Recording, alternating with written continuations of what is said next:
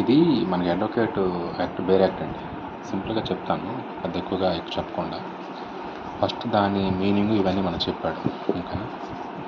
Next మన definition. State bar council అంటే ఏంటి, బార్ కౌన్సిల్ ఆఫ్ ఇండియా అంటే ఏంటి, bar council body corporate functions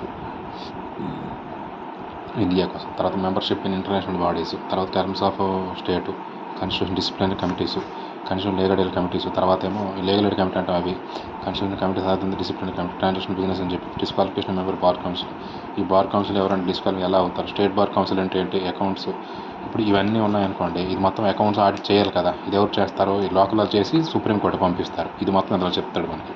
తర్వాత వేకెన్సీస్, కమిటీస్ నాట్ అవైల్ అని చెప్పేసి, తర్వాత election to bar council not question to certain grounds, power of make to rules. ఇవన్నీ కూడా ఫస్ట్ బార్ కౌన్సిల్ కోసం. ఇది వన్స్ మన బార్ కౌన్సిల్ అయిపోయినాక ఈ బార్ కౌన్సిల్కి సంబంధించిన రూల్స్ అనమాట. అంటే ఇది ఎస్టాబ్లిష్మెంట్ లైక్ ఒక పిల్లర్ అనుకోండి, పిల్లర్ లేదా ఒక పునాది అనుకోండి, పునాది బార్ కౌన్సిల్ ఉండడానికి. ఇప్పుడు ఈ బార్ కౌన్సిల్లోకి అడ్వకేట్స్ కదా నెక్స్ట్ మనము ఎన్రోల్ అయ్యి వెళ్తాము. అప్పుడు ఏమిటంటే senior and other advocates. First senior advocate పేరు ఉంటుంది అనమాట మనకి. తర్వాత నెక్స్ట్ కామన్ అడ్వకేట్స్ ఉంటారు.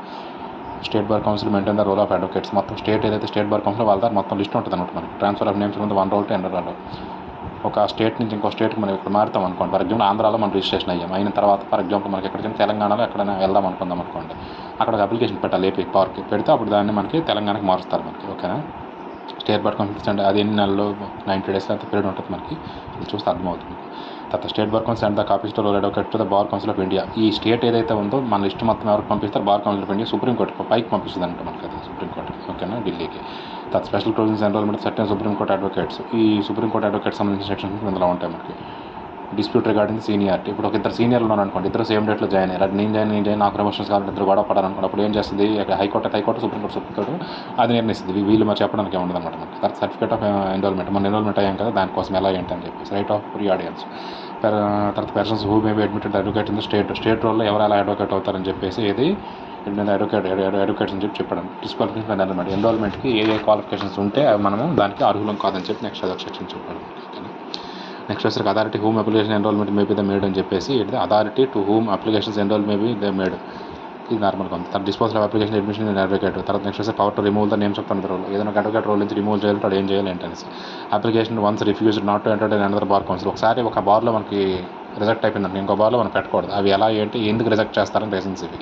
Power to make rules. ఈ రూల్స్ మొత్తం అందులో ఉంటాయి. నెక్స్ట్ అయితే అడ్వకేట్గా నేను అందులోకి బార్లోకి ఫస్ట్ బార్ కోసం చెప్పాము. బార్ అయిన తర్వాత నెక్స్ట్ వచ్చేసరికి మనకి అడ్వకేట్స్గా అందులోకి వెళ్తాం మనము. జూనియర్లు, సీనియర్లు, దానిలో జాయిన్ అయ్యే వాళ్ళు, దాంట్లో డిస్మిషన్లు ఇవన్నీ అయ్యాయి.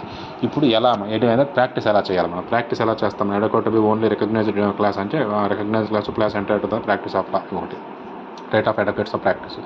అడ్వకేట్గా ప్రాక్టీస్ ఎలా చేయాలంటే అని చెప్పి power of court permit appearance of the particular cases.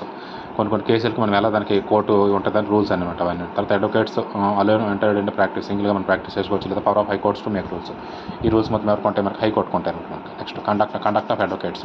ఇక్కడ వీళ్ళ ప్రాక్టీస్ కోసం రైట్ టు ప్రాక్టీస్ కోసం చెప్పాడు. ప్రాక్టీస్ అనేది తినగా చేయకపోయామనుకో అప్పుడు నిన్ను మళ్ళీ బయటకు తోసేయాలి కదా, నెట్ అయ్యాలి, పనిష్మెంట్ చేయాలి. ఆ రూల్స్ మొత్తం ఇందులో ఉంటాయి. ఎలా పనిష్మెంట్ ఆఫ్ అడ్వకేట్ మిస్కండక్ట్, నువ్వు తినగా బిహేవ్ చేయకపోతే. Disciplinary powers of bar council. ఇలా తీయాలంటే దానికి కొంత బార్ కౌన్సిల్ కొంత పవర్స్ ఉంటాయి అనమాట మనకి. చేంజ్ ఆఫ్ కాన్స్టిట్యూషన్ అని చెప్పి ఇన్స్టిట్యూషన్ కమిటీ అని చెప్పి. తర్వాత డిస్ప్లినరీ ప్రొసీడింగ్స్. తర్వాత ఎంపీలు.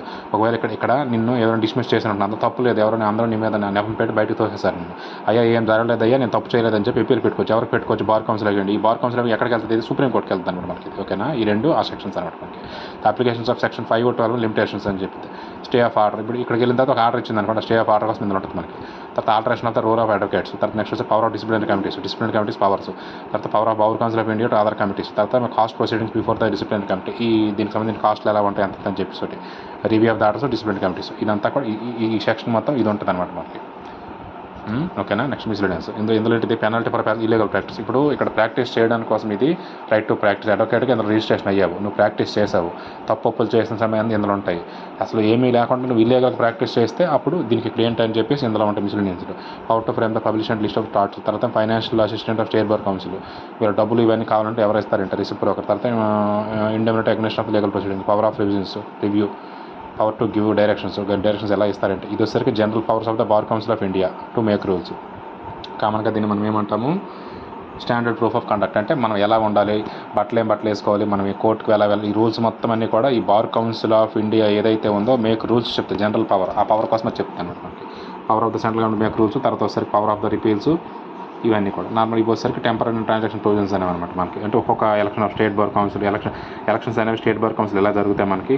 తర్వాత ఏమో టర్మ్ ఆఫ్ మెంబర్స్, ఎంతమంది మెంబర్స్ ఉంటారు స్టేట్ బార్ కౌన్సిల్లోని, right of existing legal practice ఎలా ఎఫెక్ట్ అవుతుంది, డిసొల్యూషన్ ఆఫ్ ఎగ్జిస్టింగ్ ఒక బార్ కౌన్సిల్ క్లోజ్ చేయాలంటే ఎలా ఉండాలి, పవర్ టు మేక్ రూల్స్ అని చెప్పేసి pending of the constitution bar council, special provision transaction period అంటే ఏంటి, తర్వాత special provision respective certain advocates ఎవరు ఉంటారు, special provision union territory of Pondicherry. ఇవి వచ్చి స్టేట్ వైజ్ అండి. లాస్ట్ అన్నీ కూడా ఏ స్టేట్లో ఏం జరిగిందని చెప్తాను అనమాట.